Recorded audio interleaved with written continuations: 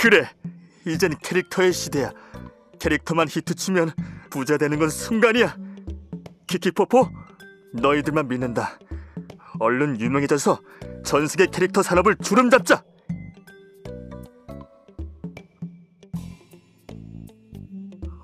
어떻게 된 거지? 왜 키키포포 인형이 있는 거야? 난 아직 키키포포를 인형으로 만들지 않았는데? 이게 다 뭐야? 이거 다 짝퉁이잖아.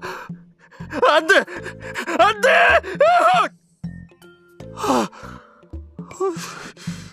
꿈이었네. 다행이다. 근데 진짜 꿈처럼 짝퉁이 생기면 안 되는데 어떡하지? 우리 키키포포를 어떻게 보호하지? 안녕하세요. 변리사 전소정입니다. 혹시 뽀통령이란 말을 아십니까? 애니메이션 뽀롱뽀롱뽀로로가 워낙 어린이들한테 인기가 많아서 붙여진 별명인데요. 어린이들의 대통령이란 뜻이죠. 뽀롱뽀롱뽀로로는 2003년부터 제작된 국산 애니메이션입니다. 그 브랜드 가치가 약 4천억 원으로 추산되고 현재 한 해 로열티 수입만 150억 원을 웃돌고 있는데요. 왕구류뿐만 아니라 유아제품 시장 전반에서 뽀로로 관련 상품을 찾을 수 있습니다. 뽀로로뿐만 아니라 마시마로와 뿌까와 같은 인기 캐릭터가 2000년대에 등장했습니다. 그러면서 우리나라의 캐릭터 산업도 급격하게 성장했습니다. 마치 한류 스타처럼 국내뿐만 아니라 해외에서도 인기를 누리고 있죠. 하지만 그에 따른 부작용도 만만치 않습니다. 이 캐릭터를 보시죠. 뽀로로와 마시마로가 교묘히 섞여 있는 모습입니다. 요즘에는 이처럼 유명 캐릭터를 혼합한 일명 퓨전 캐릭터라는 짝퉁이 기승을 부리고 있습니다. 이 같은 짝퉁 상품이 전체 캐릭터 상품의 20%를 차지하면서 연간 1조 원가량의 피해가 발생하고 있다고 합니다. 이러한 피해를 막고 소중한 캐릭터를 지키려면 어떻게 해야 할까요? 캐릭터는 문화창작물이기 때문에 근본적으로 저작물에 속합니다. 또한 대부분의 캐릭터가 만화책이나 애니메이션 같은 저작물로 제작되고 세상에 공개되죠. 그래서 캐릭터는 가장 먼저 저작권에 의해 보호받는데요. 저작권은 저작물의 창작과 동시에 부여되는 권리이고 따로 등록 절차가 필요치 않습니다. 출원과 심사의 과정을 거쳐야 하는 상표권과 디자인권에 비해 훨씬 편리하죠. 하지만 저작권은 상표권이나 디자인권과 같이 등록원부에 공시되는 권리가 아닌데다가 차단효가 없기 때문에 실제 분쟁이 발생했을 때 저작권 침해 여부를 입증하기 어려운 경우가 종종 있습니다. 게다가 캐릭터의 명칭은 저작물로서 인정받기 어렵기 때문에 저작권으로는 안전하게 보호받을 수 없는데요. 그렇다면 어떻게 해야 할까요? 캐릭터의 명칭은 상표권으로 보호해야 합니다. 상표권을 등록해두면 독점적으로 그 캐릭터를 상표로 쓸 수 있고 또 다른 사람이 그 캐릭터나 유사한 캐릭터를 상표로 쓸 수 없게 막을 수 있습니다. 상표권을 등록하기 위해서는 그 캐릭터가 상표로 쓰일 품목을 지정해야 합니다. 그런데 여기서 주의해야 할 점은 당장 사용될 품목뿐만 아니라 앞으로 사용될 품목까지 예상해서 포함시켜야 한다는 것인데요.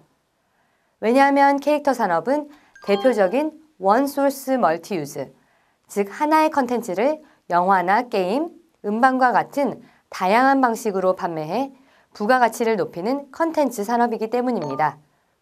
이로 인해 관련 산업에 미치는 파급 효과가 크고 갑자기 그 사용 범위가 확대될 수 있습니다. 예를 들어서 키키포포가 애니메이션과 게임으로 만들어져서 유명해지면 여기저기서 라이센스 요청이 들어오겠죠. 장난감이나 인형, 의류 등 다양한 분야에서 키키포포를 상표로 쓰고 싶어 할 겁니다. 그런데 이때 의류에만 상표권을 등록받았다면 다른 분야엔 라이센싱을 할 수 없습니다. 따라서 출원 시에 현재 상품화할 상품뿐만 아니라 가까운 장래에 상품화할 품목까지 미리 상표 출원을 해두는 게 바람직합니다. 그런데 단지 상표권만으로 캐릭터 상품을 안전하게 보호할 수 있을까요? 캐릭터로 디자인된 각종 캐릭터 상품을 보호하기 위해선 디자인권을 등록해야 합니다. 디자인권을 등록하려면 캐릭터가 물품과 합체된 모습이어야 하는데요.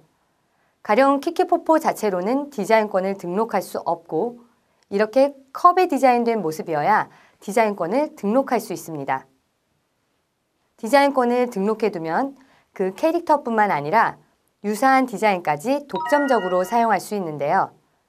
하지만 상표권과 마찬가지로 물품을 일일이 지정해서 출원해야 하고 또 캐릭터가 조금이라도 바뀌면 다시 출원을 해야 하는 번거로움이 있죠. 그래서 유명 캐릭터도 상표권만 등록하고 디자인권은 등록하지 않는 경우가 많습니다. 이는 참 위험한 일이 아닐 수 없습니다. 상표권은 단지 상표를 보호하는 것이지 디자인을 보호하는 게 아니기 때문이죠.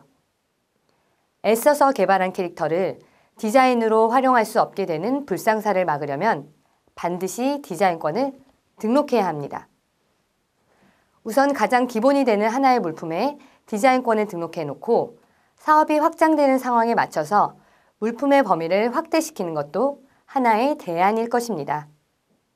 어쨌든 여러 가지 부담 요인으로 인해 많은 캐릭터 회사들이 디자인 출원을 외면하고 있는 실정인데요.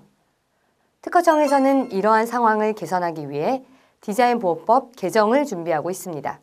이 개정법에 따르면 캐릭터로 디자인권을 출원할 때 물품을 일일이 지정할 필요가 없게 되죠.